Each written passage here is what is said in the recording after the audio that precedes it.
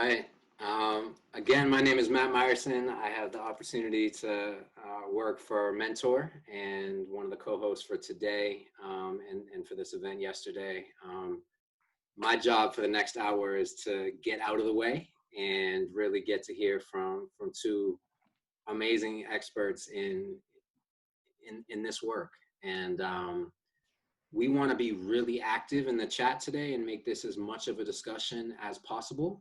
So please, if you are on right now, share your name, your organization, where in the world you're from.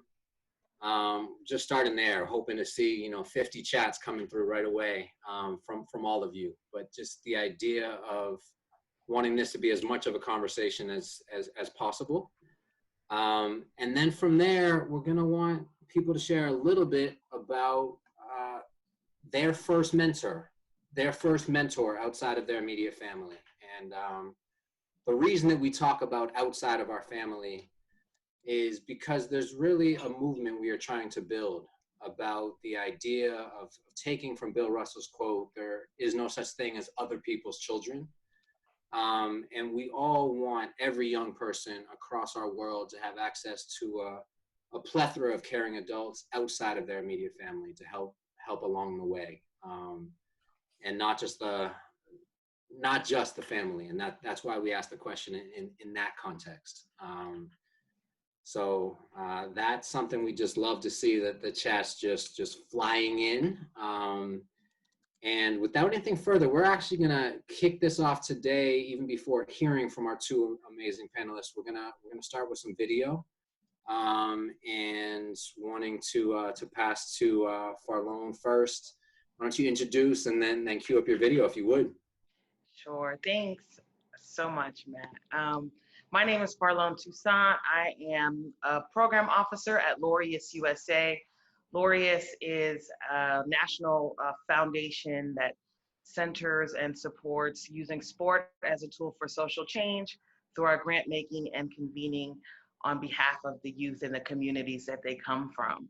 I'm just going to share my screen really quickly and share a quick video. Oops, sorry, y'all.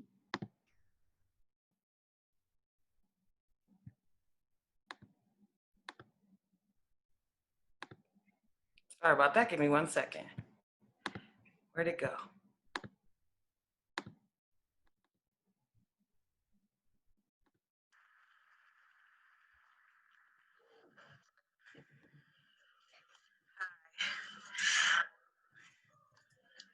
My name is Pharlone Toussaint, and I'm another student representing Boston Community Leadership Academy.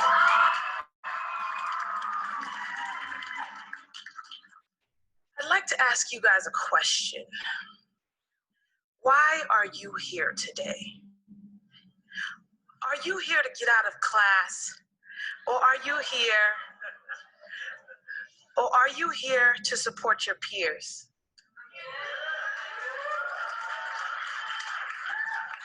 Are you here to mingle, or are you here to be a part of history?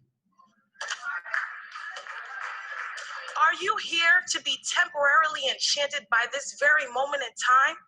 Or are you here to absorb the information that has been endowed upon you today? Whatever it may be, at this very moment, I ask if you please could remember it. Thank you. Now, I know after hearing all of this information, it's overwhelming. And I know that many things have intrigued you or sparked your interest. And as much as I'd like to also spark your interest, I'd rather spark a fire in your soul.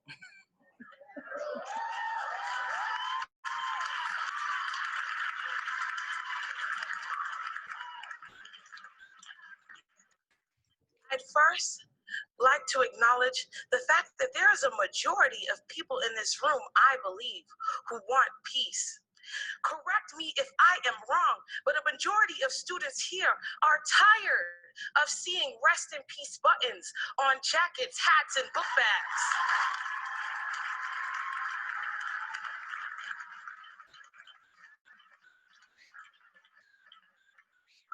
Spark. So I'll let my co-partner here make an introduction, but I do want to say that I had the ability to be on that stage because of my mentor, Saren Daly, who I'll be sharing information about soon, but just wanted to give you guys a quick introduction on who I am.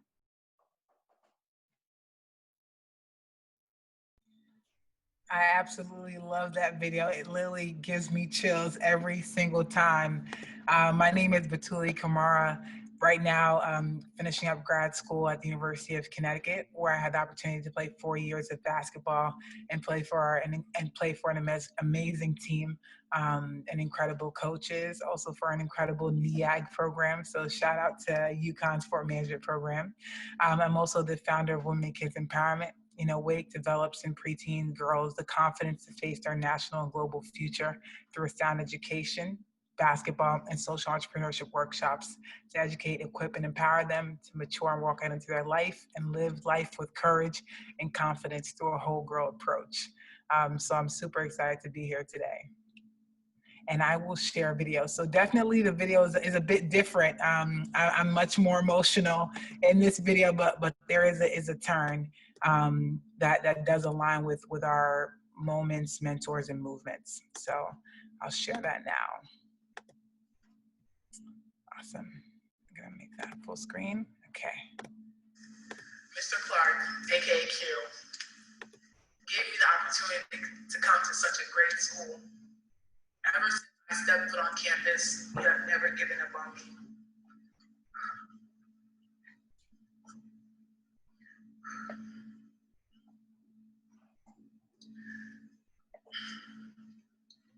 Even when I gave up on myself.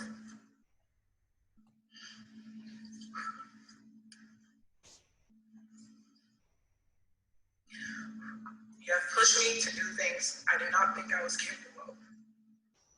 You have taught me to go against the status quo and to be more than a basketball player, but to live my life and to explore the things that were out there for me and to be happy. I honestly did not know I could do anything else. But by being here at Blair, I know the sky's the limit. I believe in this work. I love this work. I am this work. I know that I'm living and breathing my ultimate purpose, which is to create spaces for women to dream. WAKE will empower girls to live beyond the scope of their reality. They'll be able to explore endless opportunities through education and sport and leveraging these experiences into invaluable skills. When girls succeed, we all win. So that was just a bit of a time lapse. The first video was when I was 17 years old, and just now feeling that moment of freedom and stepping into that, and my first true mentor, to now, looking back years later, presenting at a TED Talk on the work that has been done and where it all stemmed from. So I hope we can speak about that later. Thanks for everybody in the chat. I see folks from Germany. I see folks from Boston, San Diego. Shout out to my friends from the Hawks. Shout out to Shooting Touch. Yeah, I wanted to say hi and let y'all know this is a conversation about moments, mentors, and movements. And I think where we want to begin is obviously the question that Matt had asked you guys to communicate in the chat about our first mentors. I'll start with, my first mentor was Saren Daly. She was an administrator at Wheelock College. And long story short, the reason why I ended up on that stage is because my history teacher at a small school in Boston called Boston Community Leadership Academy was tired of me mouthing off in class. And, I was super smart, but a super jerk. And, she would literally stop the class and ask for my comments on certain historical events because I was just so frustrated with what was truly American history. And so she came up to me one day and she was like, I need you to write this essay. It's actually due tomorrow and it's for a contest. And I need you to answer this one question. And she didn't tell me what the consequences of the essay would be. She just said to write the essay. And I tried to get her off my back, wrote the essay. And the next thing I know, she tells me that I'll be joining a small group of Boston Public School students who will be joining the Archbishop Desmond Tutu on stage and representing a youth symposium on the bridges to truth and understanding. And that's where I first learned about the concept of Ubuntu and the Truth and Reconciliation trials in South Africa. Saren was the kind of mentor that really was the quintessential youth developing mentor, right? She was like youth voice all of the way. And you guys get to see this really nice and polished Pharlone, but Saren daily got to see the real like fire breathing dragon Pharlone, as you can see in that video. And she really let me unleash on the community, and that kind of energy and that kind of force helped me start my first nonprofit at 15 called Spark the Truth. And so, you know, Saren was the kind of leader that was all about my voice and helping me understand how to take that energy that I had inside of me and use it to inspire the youth around me and inspire the other young people around me who were just as angry as I was about our conditions. And I for context, my family's from Haiti. You know, I was the first person in my family to go to college. My mother came to this country and she did not know how to read or write. So for me to be on a stage with Archbishop Desmond Tutu would have been absolutely impossible without a mentor, period. Because my family had no concept or understanding of what I was doing on that stage. It was just completely nuts. So shout out to Saren Daly at Wheelock for being my first mentor. That's awesome. And I think the most amazing thing about mentorship is this raw, organic aspect that they are just like, come as you are. And that is it. And my mentor actually, she would always say, I want you to get, my mentees have done this by themselves. I want you to feel like you have arrived to this point by yourself. And I think that's what stems as a great mentor. And for me, that was my first mentor, Shanae Jones. And Shanae was, you know, a fresh graduate out of NYU, and she had this fire and this energy. And she was one of the first people I saw who were just so tenacious about everything she did, the way she approached work, the way she approached practice, the way she just spoke about life and what she wanted for us. And these came in different forms, as, you know, basketball training, but she'd also allow us to attend galas and high events. And at this time, again, you know, first generation, I'm like, well, what do I even wear to a gala? And she's like, it doesn't matter, just come. And we're gonna work this room, and you're gonna be here, and you're great, and you have everything you need. She'd always tell me that. And one of those moments of mentorships where it really became official was as one day I skipped practice. So I never skip practice. I skipped practice, and she said, you know, Batouly, you're cut from a different cloth. And I've been down this road, and I don't want you to go there by yourself, but I'm willing to, you know, blaze a fire with you. Let's buckle our seatbelts and let's get ready for the ride. In a very natural way. So one of my first mentors who was just about show up and the rest will get done. Wow, that's beautiful from both of you. I really encourage our audience to think about those mentors or that mentor that really had that kind of impact on your life. I go back often to a quote from President Obama, and the idea that each of us is only here because somebody somewhere stood up for us. And that's a quote that came from the State of the Union address. For international folks, it's the most watched political event throughout the year is the president of the country addressing the general public. It's across every news channel.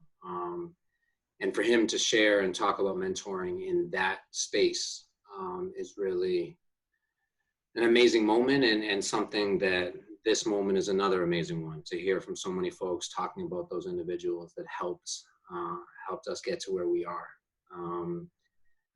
I love to switch us in the conversation to talk a little bit about how we define mentorship.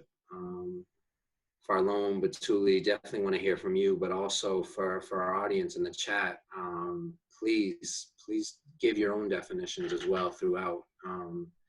It's a word that means so many things to different people, and so many of them have so much power. So I would love to hear there. Batouly, why don't you start? Awesome. You know, I was actually speaking to some friends, and you know, we came up and we said it's a beautiful exchange between experiences, because it's definitely, you know, not one-sided. You learn so much, you grow together, but it's this organic relationship of just betterment, for oneself and for where you want to go, and just continuously pouring into one another. So I think that was the best way to encompass it. It's a beautiful exchange between experiences as you grow and as you both continue to grow and share those experiences. That's a really great way to put it, because I love the fact that it's like, you know, it's a conversation and not like a I'm talking at you. I've heard a couple of people say today and yesterday throughout the entire forum, that this almost like best practice in mentorship is that concept you're talking about, Batouly. I would just simply put, like, it's probably the most authentic and most invested way to engage with a person. You know, like if I were to think about the way people like categorize relationships, right? There's platonic, and then there's familial, and then I think that mentorship is one of those like relationships that has this very authentic and invested way that, like, you know, has so much intentionality, not only in the word, but in the way that it like is experienced, like you said, you know, because there's a difference between a champion and a mentor, right? Like if you have a champion in your life, that's somebody who's like, when you call them once a quarter or twice a year, or when you need that recommendation or when you need that referral, they are there to get you in the door and push you past whatever barriers are there to block you. But they don't have that's not the person that's going to be your quarterback, you know, that's like pushing you through the entire play all the way down to the end zone. Like, to me, your mentor is the difference between that. And so I think people sometimes want to be mentors, but really are being champions. A mentor is someone who has a desire for you to be better than they are. You know, I actually feel like, I think that Matt Meyerson said that to me as one of my mentors, that if he was doing his job correctly, I would end up, or the people who are under his tutelage would end up better than he is. So to me, that's the quintessential definition of mentorship.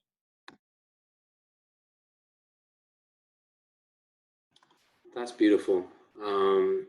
I want to share something from Lonnie Tucker, one of our attendees. Mentorship starts at home, in the community, with personal friends and life experienced adults who will tell you joining is great fun, but showing up is the path of success, where life and commitment gets in the way of future success. So just thank you for sharing that, and encourage others to keep sharing their definitions as we go.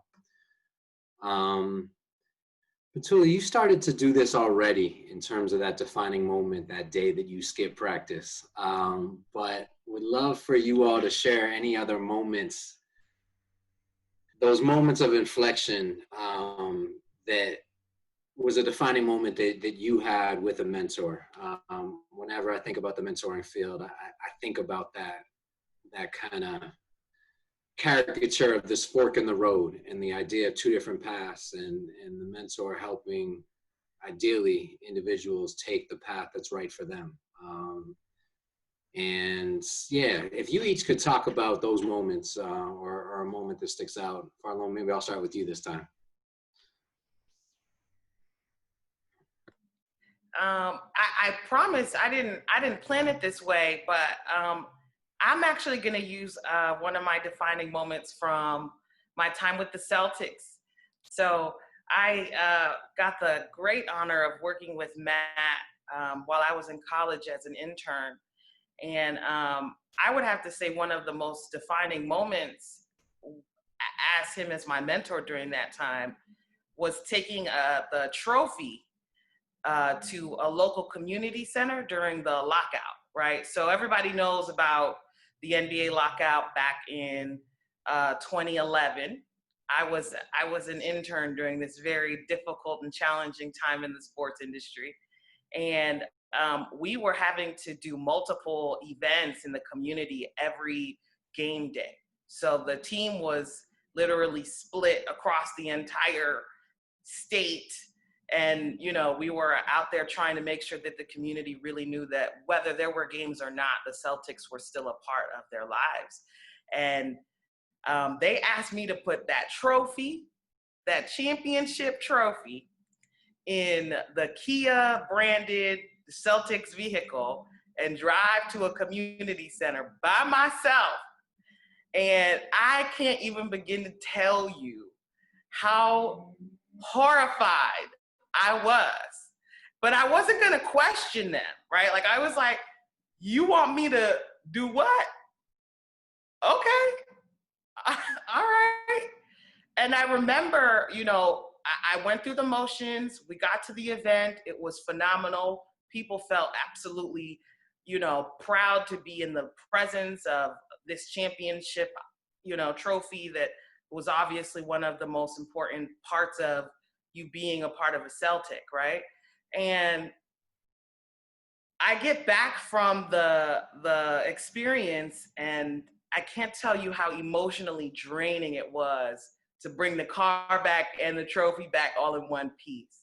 And I'm saying it's a defining moment for me because I think when you're as a mentor, you trust your mentee with a task or with a responsibility.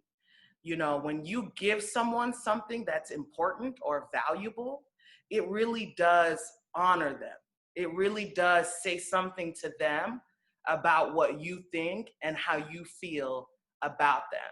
That level of trust that was bestowed upon me by Matt through the Boston Celtics, you know, like that was a huge honor for me to have that responsibility. And I think that, you know, it probably wasn't a big deal to them because they trusted me, right? But it was a huge deal for me because to know that they trusted me, to know that they believed in me enough to represent the organization in this way with the community that they love, I couldn't handle that level of like respect. It was just an overwhelming amount of dignity that I felt in that moment because I'm a college student, you know, like I'm a bum, like, you know, you got me out here carrying the trophy, I'm whipping it up in the Celtics truck.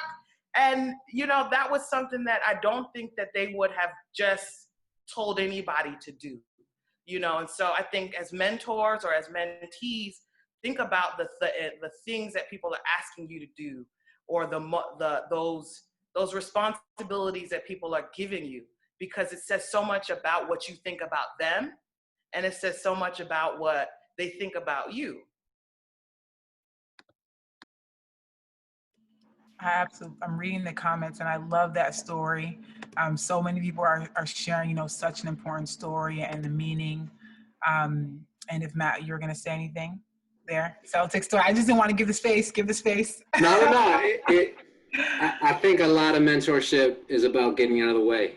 And that's the moment of really letting someone lead that has earned that right. And, you know, that wasn't done just because we were being nice to Pharlone or anything else. It was that she'd earned the respect and the trust, and she didn't need to be the intern. She needed to be the person leading that event. And for all of us that have had the opportunity to play a mentor role, the idea of stepping out of the limelight as often as you can, as much as you can, is such a powerful piece of what it means when someone's ready, maybe even at times when they don't feel like they're ready.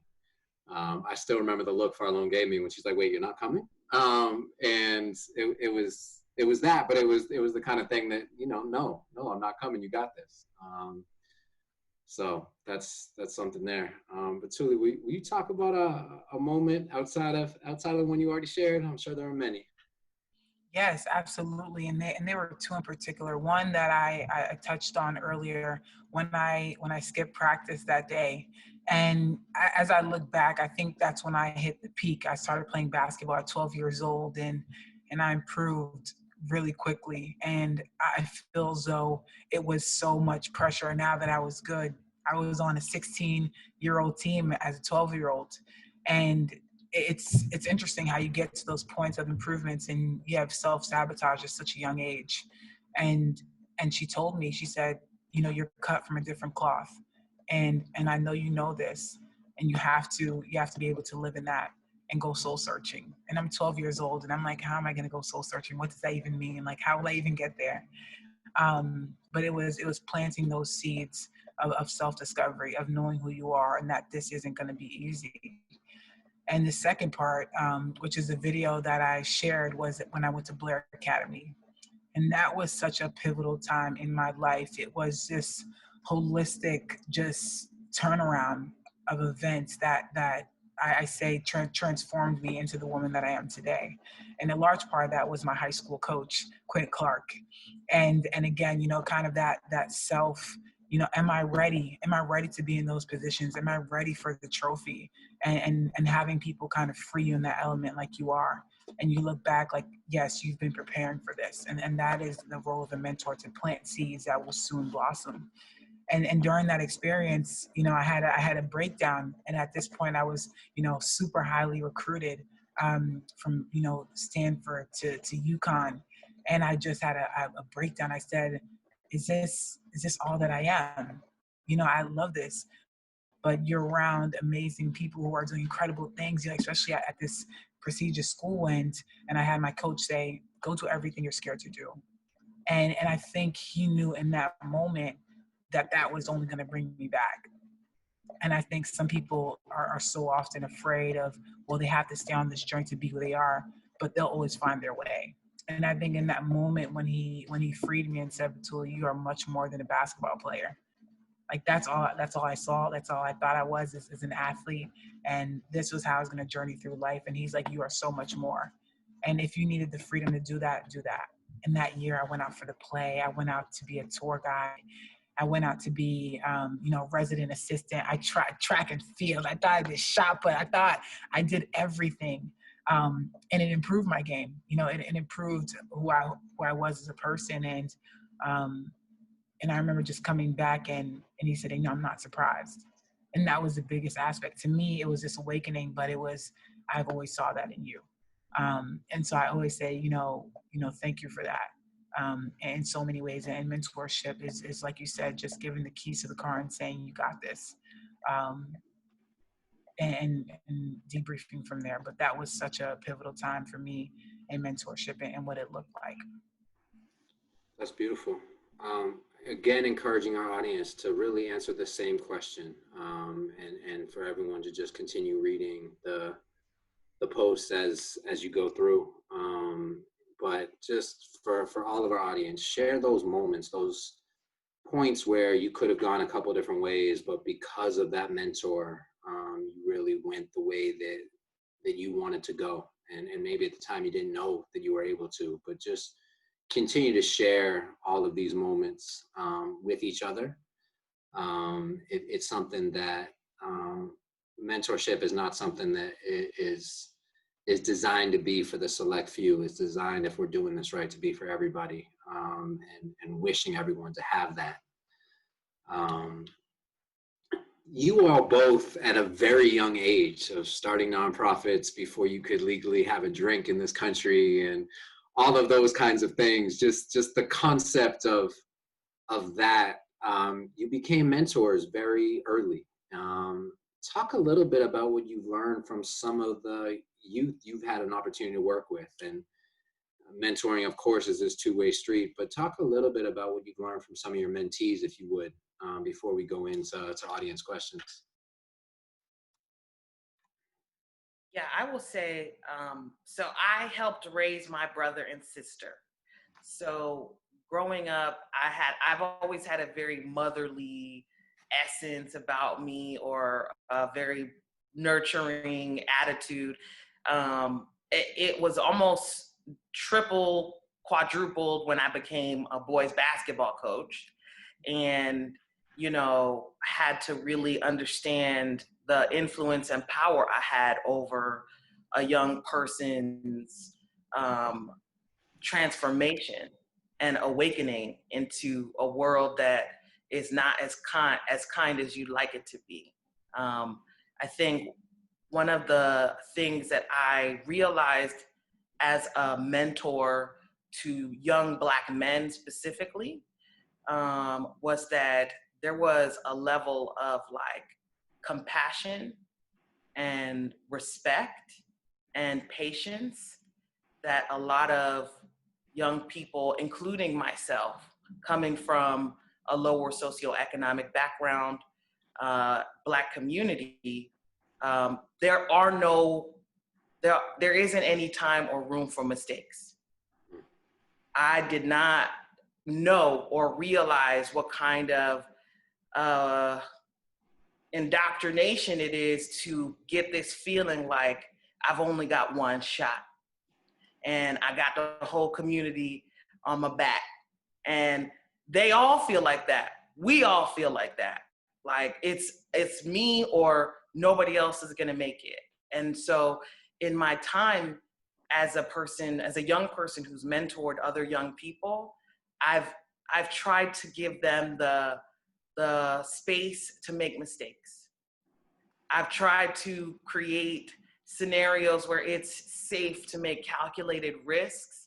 And if you slip and you fall, I'm right there to catch you. Because I've had to learn that, I am not perfect and I don't have a desire to be perfect.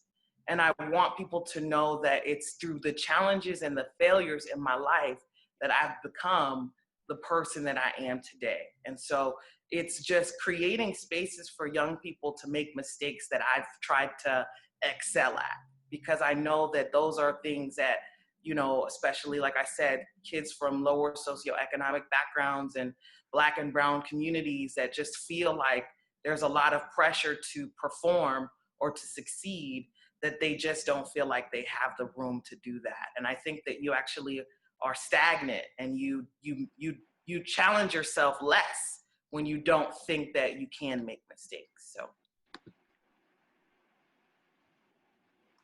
That's so powerful.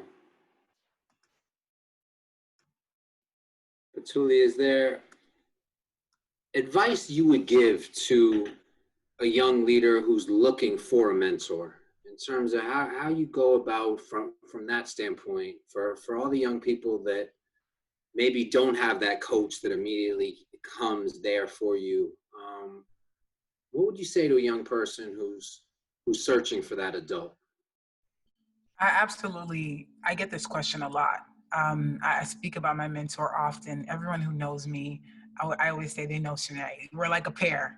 And our relationship has definitely transformed in such a beautiful and organic way, to now where we're celebrating over 15 years. And so often a lot of young people will say, will you be my mentor? Or how do I find a mentor within my community? And one of the comments that I love, it starts from home and it starts within the community. And so often, we search far and wide, but sometimes it's that person. I say, if you're in New York, you're bound to get advice from a stranger. and I think mentorship is a series of following up and being intentional about that relationship and where you want to go. And so the first thing I would say is who is in your circle, who is immediately around you, who has had a positive impact on you, and how can you take it a step further? Hey, this is what I'm trying to do. Can we meet regularly? I think that's where it really goes into the next step and making it formal. And I've had to learn that throughout college, even with Dr. McGarry and to make it more formal. This is what you've done. And taking that ownership and that initiative, this is what you've done. This is where I'm trying to go, and now how can we work together? So seeing your immediate circle and your resources and saying, okay, well, is there anyone you can connect me to, and staying consistent through that. But I would also say it's okay to have multiple mentors. I think we don't know that enough. They're like, we just need one, and this is for, no, I have almost six. I call my board of directors. I think everyone has the life of board of directors, and saying, okay, well, what does this person need? Do I need a cheerleader, or do I really need some deep insight? And saying, what do I need at that moment? And I always go back to soul searching and being authentic, to saying, what do I want versus what do I need at this moment to get to where I want to go? Because we talk about that mentorship and that journey you take together, for a common goal where they want you to be better than they were. So I would always say, even for that, if you're well connected, who's the person where you're like, there's no way I can be like that? Find it, seek it. But also, it's okay if it's not that person, because I think growth happens in the everyday and in the little moments of where you are and where you want to be. So, go to your immediate circle, go soul search and figure out who you want to be, why you want to be it, and who has done it or who has done something to step outside their comfort zone and is willing to take the journey of life with you. Love it. Pharlone, anything you want to add to that question? Yeah, and I actually really love that attitude, because sometimes the person that you want to be your mentor may not even know that they are in the position or in the running, right? Like, they might not even think that they are qualified, right? And like, I love what you said earlier, Matt, like, mentorship is for everybody. It's not meant to be for the college professor, or the, professional accountant, so I would also say, like, I've always been the kind of person that really believes in creating opportunity for myself. And so if there is someone, like Batouly said, like, that you see and you respect and you just want to emulate or learn or be like them, like, go after that, go for that. And, make them your mentor, sure, they don't know that you're reaching out to them consistently every other week to say, how's that going? Like, tell me about that project you're working on. People love talking about themselves. Reach out, get them to talk to you, and they won't even realize it. They just turn into your mentor, right? It's 6 weeks later, and now they're looking for you like, hey, I haven't heard from you. Where you at? What you doing? How can I help you? Because you've been reaching out to me. And I love the way that you put that, Batouly, because I think that you can absolutely create your mentor. You don't necessarily have to be like, would you be my mentor? It doesn't have to happen like that. I think one other piece of advice for a lot of folks who are mentors of young people: encourage your mentees to find people who might disagree with your advice. Like, have that confidence in yourself. Yeah. That if I'm sitting there telling somebody, you got to do this, you got to do that, have them encourage them to find somebody who might think the opposite way. And it's about them making their own journey. Mentorship is not this paternalistic, you got to do this, you got to do that, to get to where I am. It's not about that piece, but it's instead helping people find the right journey for them. And it's something it's such a fun opportunity to help someone along their journey, but you're not dictating their journey, and that difference is crucial. So feel free to have questions come in. We have another 10 minutes with this amazing panel. So keep questions coming in for Pharlone and Batouly. And I'm gonna just ask one more as we're looking for that. We're getting a lot of really nice comments in the chat, but if you have questions, feel free to provide those. Batouly, as you think about the organization you are leading, and I mean, I should say, even before I ask the question, the organization you are leading that you just won an ESPN ESPY award for, just seeing that level of recognition is so well-deserved and amazing. Talk about the way that you intentionally try to make sure that the young people you work with get to create mentoring relationships through the program? I think the first part of it is even in the construct of when we're creating a program and doing it right in their community with people they see every day. And I think it's so important to empower community leaders who are on the ground doing the work every single day in those areas. And for me, that was such a huge fundamental part because it has to be sustainable. Consistency is key as life is a roller coaster, but having a source or a foundation or somewhere stable is so important, especially within the communities that I work with. So for me, as I grew up in New York, I needed stability. I needed someone who was consistently there. And mentorship is a foundation of finding people who are rooted in those communities doing the work. And that comes in different forms of this is this kind of resource, whether it's professional development, again, using multiple sources and multiple mentors in that space. So I'll speak particularly on a camp we did back in December. And one of the setups of the camp was our professional development workshop where everyone was from that borough and saying, how did they use sport to become a teacher, to become a coach, to become a nurse? How did they use sport as a vehicle, and how can you reach out to those resources right within your community? And that's where the consistency grows, because I see this person, I know this person, and deep down as a young woman of color, I am this person. I see myself in them, and that is an awesome reflection.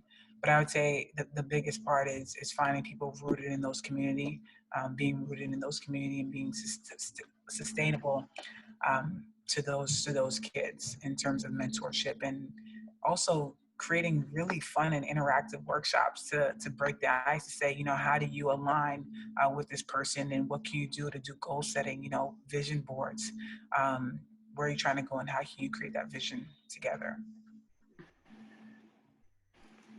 That's really powerful. King Christian just wrote a really both a sad question and a powerful one. I asked my supervisor to mentor me, and he said, I'm not here to be anybody's mentor, uncle, or anything like that, verbatim.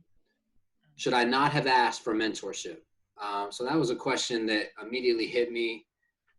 Yeah. And King, I want to actually flip that and say that I appreciate the honesty from the supervisor not to have wasted your time. A lot of people in this kind of being kind world will be like, wow, I'm so flattered. Let me see what I can do, while also feeling that way in their minds. And as harsh as that was, this individual gave you the gift of honesty, in that he is not meant to be your mentor. If he doesn't have it in his heart to do that, then you're ready to move on to somebody else. It is always right to ask the question, to invite someone in to that role, but it's a powerful role that you're giving them an opportunity to play. And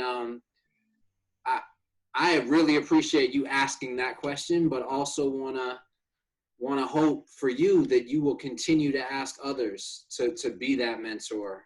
And there are going to be people who are going to be absolutely honored to help you along your journey. Pharlone, anything you want to add to that? Because I'm really just struck by the power of King's comment.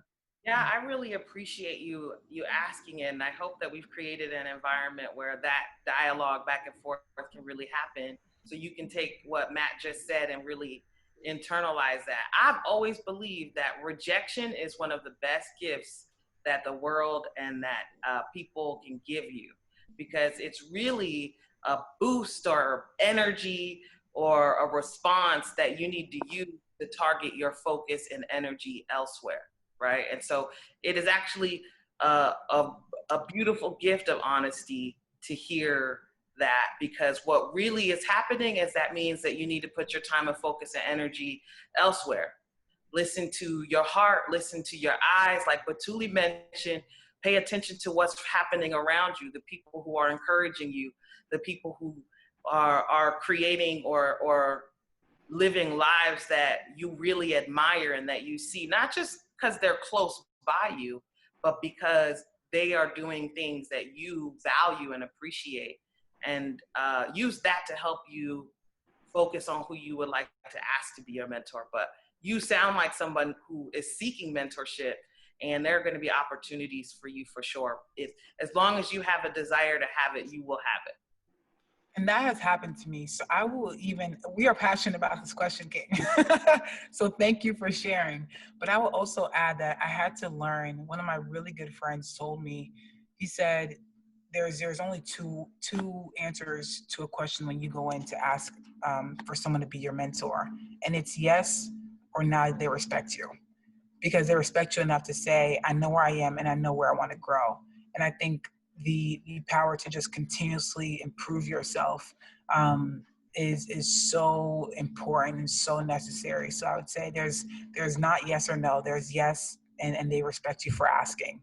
And now in the back of his mind, he knows that you see more in yourself and that you're willing to build relationships and go out of your comfort zone to get there. Yeah, thanks for asking the question. Love it. There's a great question from Marissa Shankler. I hope I'm saying that right. It's the other side of the same question. So now someone's coming to you and asking if you'd be their mentor. And we can't say yes all the time. And we may not have the time, the energy to be able to do it right. So what do you look for when someone approaches you and speaks to you about being his, her, their mentor? To help you make the decision whether you feel like you can say yes or no?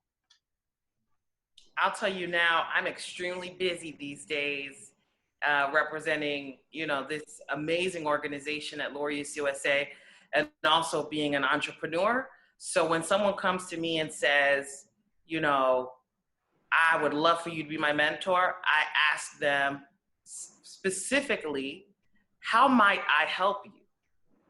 And if they have any idea or have even begun to think about what I might be able to, why they even would consider me for that honorable position, then we can talk. But if you're just doing it because you like following me on Instagram and you see that I go to All-Star Weekend, then, I want specificity. I want to understand, what problem have you been put on this earth to solve? And how can I support you and get you there to solve it? And so without specificity, I will push back and ask them to really think about, why waste your time with me, right? Your time is valuable. You're going to be chasing me around, okay? So if that's what's going to happen, let's be honest here. How can I help you? What problem have you been placed on this earth to solve? And how might I be of service to you in accomplishing that?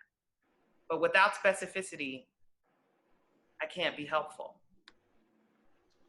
That's powerful.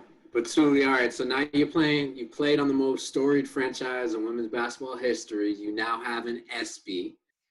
You're going to get a lot of people coming to you with this question, even more than you have historically. How do you go about trying to pick your spots?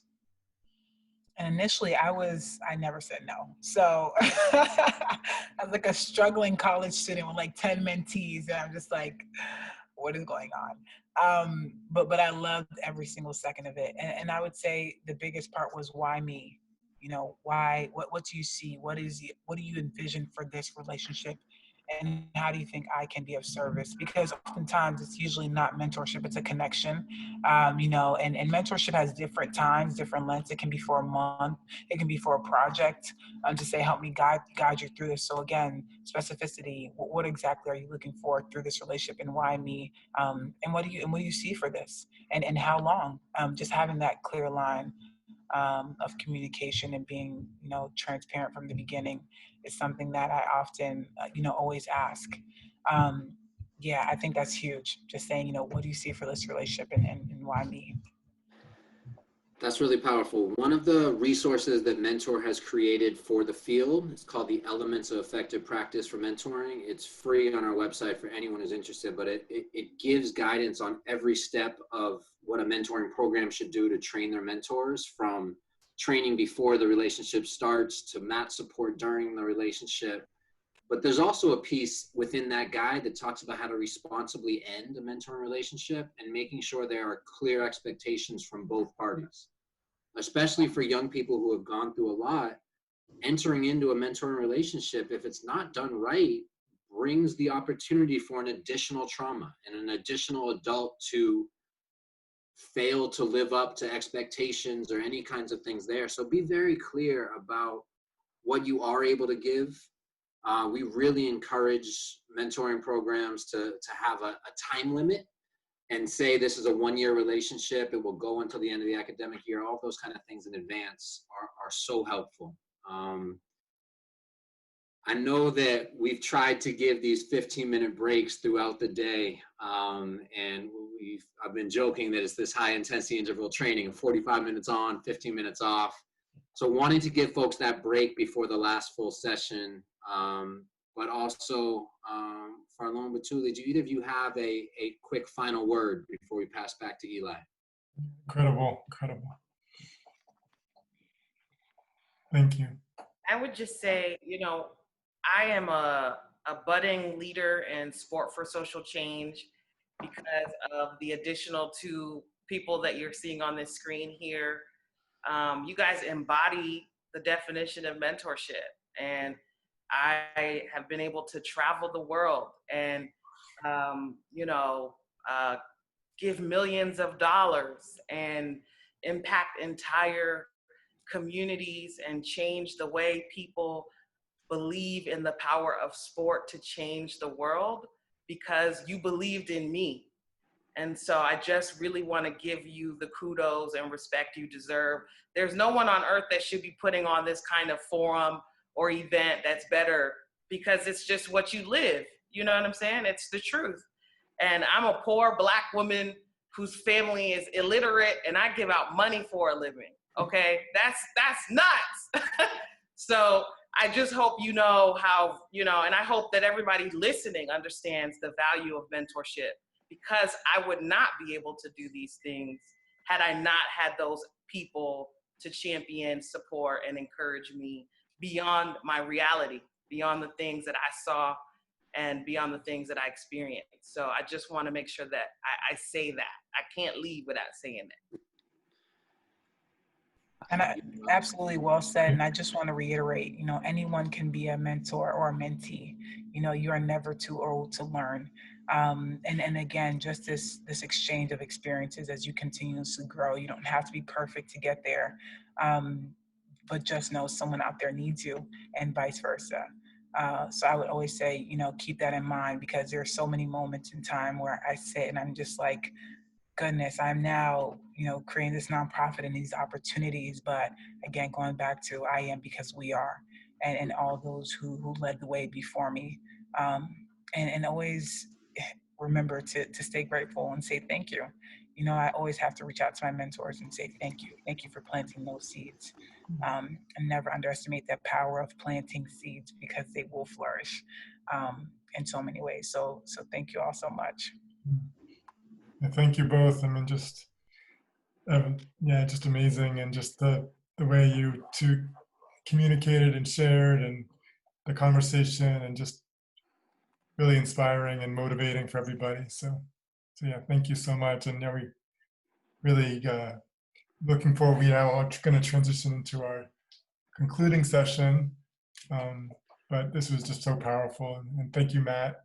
And this is a really special moment of the day. Thank you, Pharlone. Thank you, Batouly. I had texted Eli earlier while you all were doing your thing, and I said, I have hope. I have hope for the future.